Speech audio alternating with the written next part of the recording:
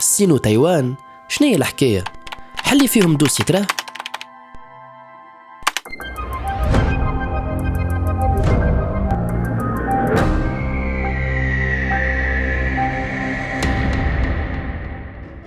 في 2 أوت 2022 رئيس مجلس النواب الأمريكي نانسي بيلوزي مشيت لتايوان في إطار دورة رسمية في آسيا الشرقية، وين قابلت رئيس الحكومة التايوانية ساي إنغوين.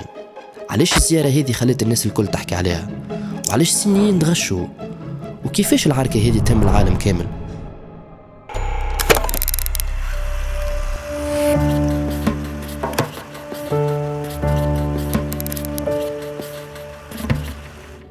في حلقة اليوم من قلم جيو باش نحكيو لكم على الصين وعلى 3 بلدان أخرين، على زوز أحزاب، 8 شخصيات سياسية أثرت في العركة بين الصين وتايوان، وعلى أهم 8 توارخ باش نفهموا بأسهل طريقة علاش الصين الشعبية متعاركة مع تايوان. هيت نبداو من الخريطة ونفهموا كل بلاد ورطالها.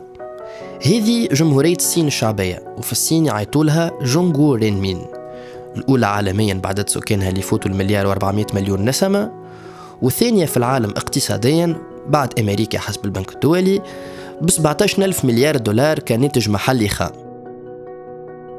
وفي الترتيب متاع الدول حسب المساحة الصين تجي في المرتبة الثالثة ب 9.6 مليون كيلومتر مربع، وأهم حدودها موجودين في الشمال مع منغوليا وروسيا.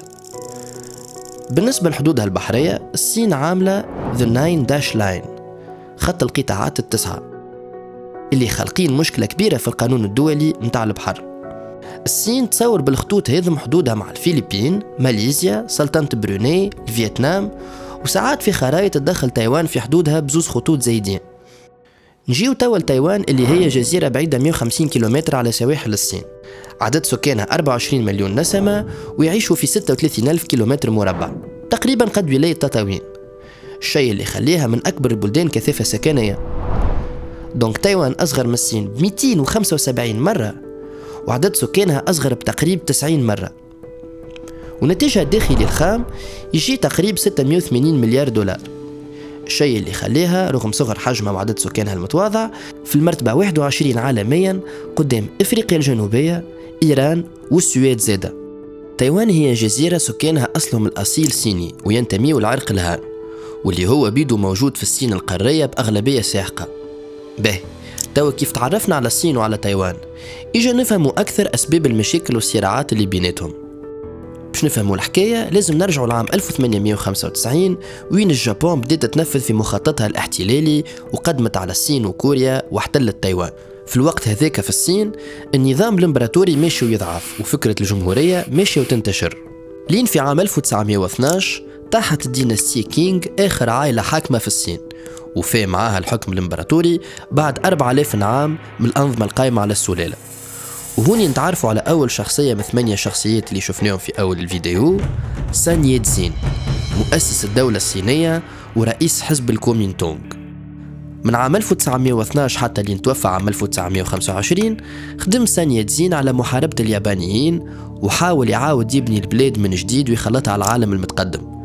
أما كيف توفى البلاد مازالت ماهيش راكحة، دونك في ساعة ما دخلت في حرب أهلية. يقول قائل إذا حزب الكومينتونغ هو اللي يحكم ويحارب في الاستعمار، شكون اللي باش يعارضه؟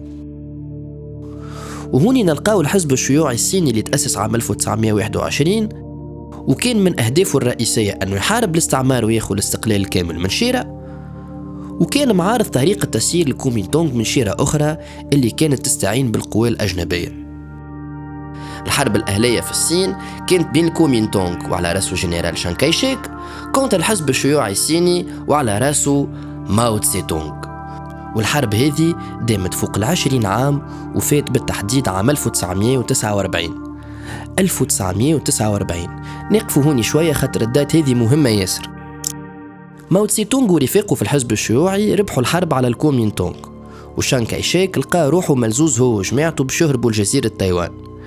في الوقت هذاك الحرب العالمية ما عنديش برشا مليوفات، وبدأت عركة جديدة بينات الليبرالية الغربية من شيرة والشيوعية في الاتحاد السوفيتي من شيرة أخرى، والحرب هذية معروفة بالحرب الباردة. بطبيعة أمريكا كانت ساند أي نظام حكم يعارض الشيوعية، وهوني وين تتدخل أكثر أمريكا في الطرح بينات الصين وتايوان، وتقعد مستعرفة بحكومة شان كايشيك كسلطة رسمية على الصين القارية. الحكاية هذه دامت 22 عام، لين عام 1971 منظمة الأمم المتحدة استعرفت بالصين الشعبية الشيوعية كسلطة رسمية على التيريتوار الصيني اللي نعرفوه توا. ومن اللحظة هذه فرضت الصين الشعبية مبدأها في العلاقات الدولية، مبدأ الصين الواحدة، بمعنى أن الأقاليم اللي كانت تابعة للصين تاريخيا لازم يرجعوا تحت سلطة واحدة. وفرضت الصين هكا على المجتمع الدولي باش يستعرفوا بها هي أكاهو كصين واحدة على حساب تايوان، وهكاك تايوان خسرت كرسيها في الأمم المتحدة.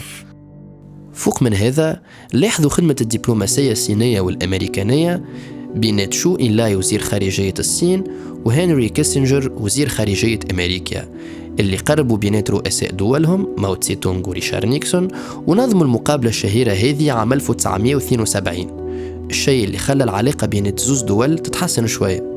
لكن الحكاية هذه ما دامتش برشا، ورجعت أمريكا تساند تحت الطاولة في تايوان في الثمانينات بالمبادلات التجارية الكبيرة، خاصة في مجال الدفاع والتكنولوجيا، وبالتحديد في المايكروتشيبس، واللي هما عبارة على مخاخ الكمبيوتر والتليفونات الذكية اليوم، اللي كانت ومازالت لليوم تايوان تصنع فيهم كميات كبيرة وتكنولوجيات متطورة برشا. الثمانينات، التسعينات، وهوني نخلطوا بالتحديد لعام 1997، وين صارت تقريب نفس الحاجة اللي صارت في أوت 2022، وين رئيس مجلس النواب متاع وقتها نوت جانغريتش مشى لتايوان وتسبب في غش الحكومة الصينية الشعبية، اللي راد في الجاية هذه استفزاز كبير، على خاطر اتصاليا وسياسيا وقت اللي مسؤول كبير في أمريكا يمشي في زيارة رسمية كأنه يعبر على اعترافه بالبلاد هذيك. في 2013 مع طلوع سي جين بينغ رئيس جمهورية الصين الشعبية والأمين العام للحزب الشيوعي الصيني، الصين بدلت سياستها الخارجية وأعلنت على مشروعها العالمي طريق الحرير الجديد، اللي يتعدى من مضيق تايوان وين يتعدى أكثر من ثلث المبادلات التجارية العالمية، الشيء اللي يخلي جمهورية الصين الشعبية تشد صحيح في أنها تسترجع الجزيرة وتفرض هيمنتها عليها. وهكاك من شيرة تكون ربحت العركة التاريخية مع الكومينتونغ، العركة الدبلوماسية مع الأمريكان، والعركة الاقتصادية مع العالم كامل، كيف الدول الكل تولي مربوطة بها هي باش يصنعوا الماكينات الذكية ويخلصوها على المبادلات التجارية اللي تتعدى من مضيق تايوان. اليوم في 2022 نانسي بيلوزي اللي تمثل الولايات المتحدة الأمريكية مشيت لتايوان باش تبرهن قوتها للعالم وللصين، ومع التحرك متاعها صار واحد من أهم التمارين العسكرية في العشرية هذه، وين الأسطول السابع للمارينز متاع الولايات المتحدة تحركوا في بحر الصين، الشيء اللي غشش برشا السلطة الصينية اللي راد في التحرك العسكري والدبلوماسي هذا تهديد مباشر للصين على مصالحها وخاصة على هيبتها.